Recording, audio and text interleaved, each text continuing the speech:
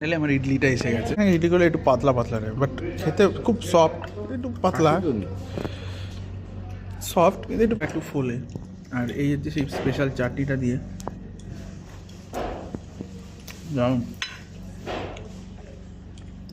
দারুণ হয়েছে।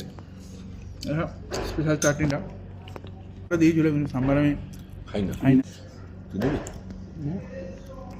কত দেবো? দুটো নাকি তিনটা? 20?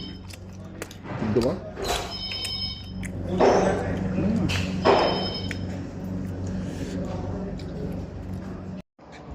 ফাইনালি ব্রেকফাস্টও শেষ হয়ে গেছে।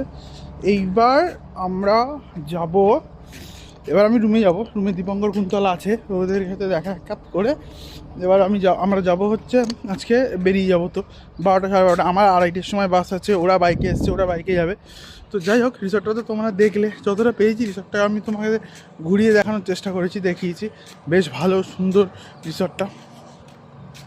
চার্জও কম, পার ডে 2000 টাকা করে। ওর মধ্যে থাকা খাওয়া মানে ব্রেকফাস্ট লাঞ্চ ডিনার সব ইনক্লুডেড। তো ভালো। এবারে এই যে উঠে গেছি, এবার উপরে উঠবো। উপরে উঠে ওরা ঘরে রয়েছে। আমার রুম অলরেডি, মানে আমার লাগেজ অলরেডি গোছানো হয়ে গেছে। ঠিক আছে, চলো। আরে এই যে বাবা, তো ফাইনালি এখন একটু রুমে যাচ্ছি। ঠিক আছে, এই রুমে যাবো। রুমে গিয়ে একটু রেস্ট নেবো, 10 সাড়ে 12 নাগাদ বেরিয়ে যাবো। আর কিছু নেই। ঠিক আছে, এখন রুমে ঢুকছি। না বেরোচ্ছি, মানে ঢুকে এবার একটু রেস্ট ফ্রেস্ট নিয়ে তারপর বেরিয়ে যাব। ঠিক আছে, এই বাকিটা প্রথম দিন রাত থেকে পড়ে আছে।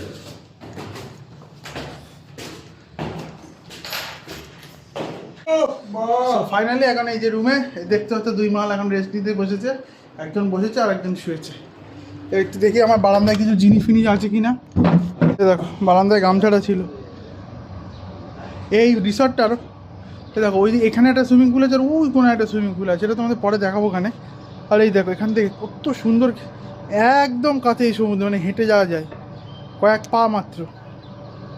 আর দেখো এখানে বাচ্চাদের খেলার জায়গা আছে, দোলনা আছে। বিশেষ করে এই ঘাসগুলো আমি নিজে হেঁটে দেখেছি, খুব নরম, দারুণ।